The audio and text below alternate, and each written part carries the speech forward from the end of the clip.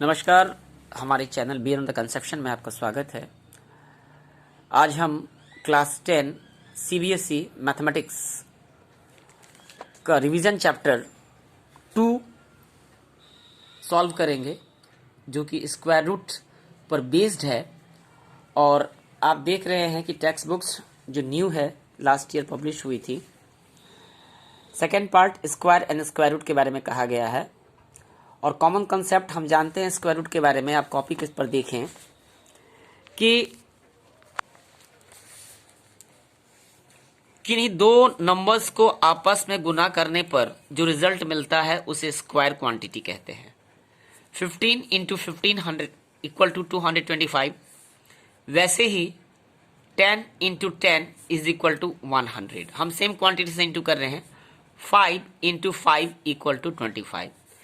इसी संदर्भ में मल्टीप्लीकेशन के रूल से हम जानते हैं कि -15 इंटू -15 भी प्लस 225 होगा, क्योंकि माइनस इंटू माइनस प्लस, फिर 15 इंटू 15 नॉर्मल मल्टीप्लीकेशन जो हम करते हैं। उसी तरह -10 इंटू -10 भी प्लस 100 हो जाएगा, और -5 into -5 this is also equal to plus 25। Clear? तो 225 को आपने लिखा 15 इंटू 15, 225। आप इसको लिख सकते हैं लॉज ऑफ इंडिसेस के हिसाब से 15 का पावर 1 प्लस 1, क्योंकि 15 का पावर 1 है। ये बन जाएगा 15 का स्क्वायर। और इधर 225 एज यूजुअल पहले की तरह अपने पोजीशन पर वर्तमान रहेगा, बैठा रहेगा। याद रखिएगा, मैथ्स में नंबर का सिर्फ पोजीशन होता है। उसकी आइडेंटिटी उसकी पोजीशन से पहचानी जाती है, उसकी प्लेस वैल्यू से, कि वो किस प्लेस पे बैठा हुआ है। तो अब यानी कि आप इस चीज को हम लिख सकते हैं -15 स्क्वायर इक्वल टू -225। ट्रांसपोजिशन करके इस टर्म को इधर लेके कर गए तो ये अपना साइन चेंज कर लेगा, इस टर्म को इधर लेके इधर अपना साइन चेंज कर लेगा। ट्रांसपोजिशन का रूल से, इक्वेशन चैप्टर से मैं एक एक बारीक चीजें बता रहा हूं, ताकि आप सबके मन में कोई संशय ना रह पाए कि स्क्वायर रूट वर्गमूल चीज क्या है। इस रहस्य से आज पर्दा उठ जाएगा आपके सामने। अब इक्वलिटी सिद्धांत के अनुसार माइनस माइनस कैंसिल हो जाएगा, तो आपके पास बचता है 15 स्क्वायर इक्वल टू 225। राइट? अब हम दोनों तरफ रेजिंग की क्रिया करेंगे। रेजिंग की क्रिया करने का मतलब होता है रेजिंग द पावर ऑफ 15, माने 15 का जो पावर है उसका रेसिप्रोकल से, यहां पर 2 का रेसिप्रोकल 1/2 हो जाएगा। उसका उल्टा अगर यहां 5 होता तो 5 का रेसिप्रोकल 1/5 हो जाएगा। तो रेजिंग कहने का मतलब जिस नंबर पे जो पावर है उसका रेसिप्रोकल करके दोनों तरफ मल्टीप्लाई कर देना। तो ठीक वही क्रिया करते हुए और इसी ऑपरेशन को लिखते हुए, raising the power of 15 we get. तो 15 2 इंटू 1/2 पावर में मल्टीप्लाई होगा, बेस वही 225 का पावर 1/2। क्लियर? ये 2 कैंसिल। 15 इक्वल टू 225 का पावर 1/2 जो है, मैथमेटिक्स में हम इस हाफ पावर को एक नए साइन से इंट्रोड्यूस करने जा रहे हैं। ये ऐसा किसान का जो हल देखा है आपने, उसको थोड़ा सा हल्का सा बढ़ा दीजिए। समझ में आया आपको? क्लियर? या अगर आपने नहर देखा है कहीं पे, तो इस तरह से देख रहे हैं आप, नहर का जो ऊपर का किनारा वो होता है और यहाँ नीचे गिर गया, या थोड़ा छोड़ दीजिए, नहर टूटी हुई है। ये रूट स्क्वायर वर्गमूल जिसे हिंदी में कहते हैं उसका निशान है।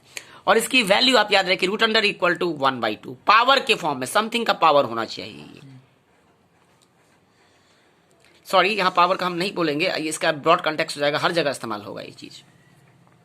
तो ये 15 equal to root under 225। Clear?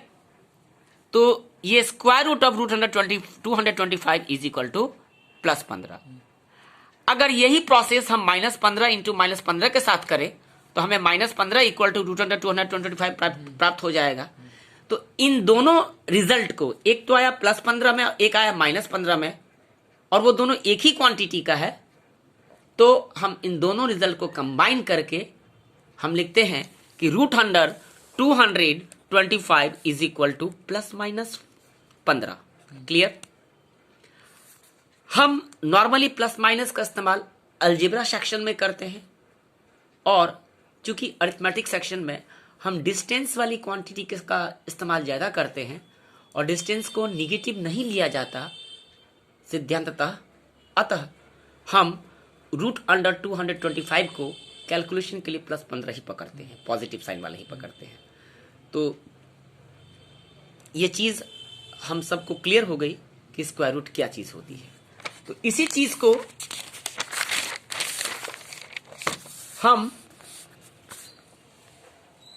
समझ गए होंगे। अब हम डायरेक्टली सवाल पर आते हैं, क्योंकि रिवीजन एक्सरसाइज है, इतना डिटेल्स में करने के क्लास 8 की चीज है। हम किसी अन्य वीडियो में इस पर विस्तार से चर्चा कर सकेंगे। अलग सेक्शन स्क्वायर रूट पर बहुत जल्दी लॉन्च हो जाएगी। What will be the digits in the unit place of the squares of the following number.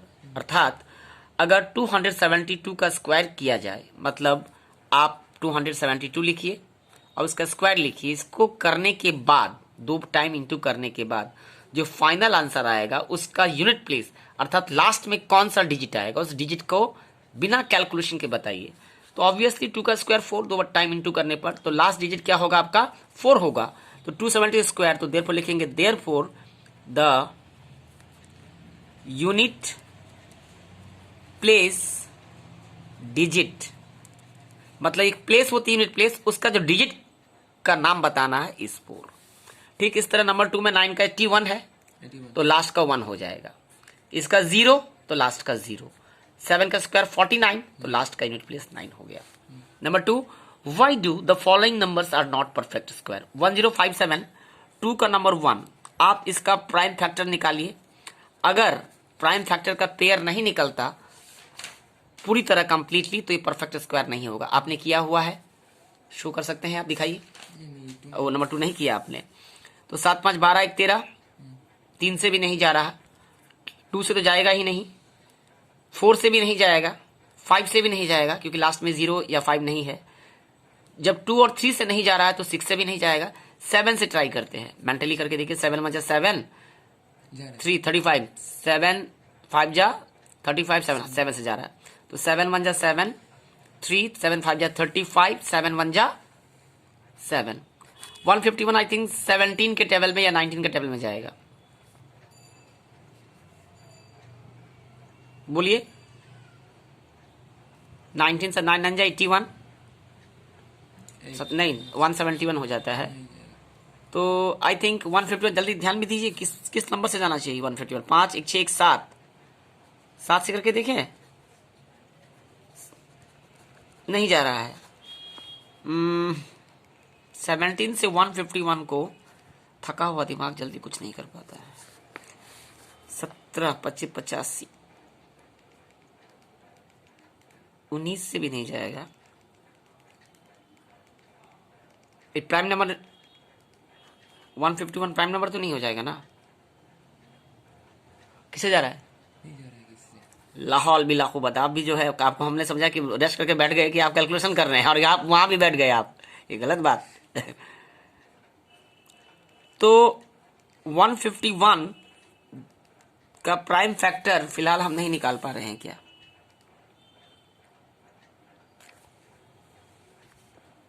आठ 9 10 11 12 13 से देखिए तो 13 का 13 2 21, 13 से भी नहीं जाएगा।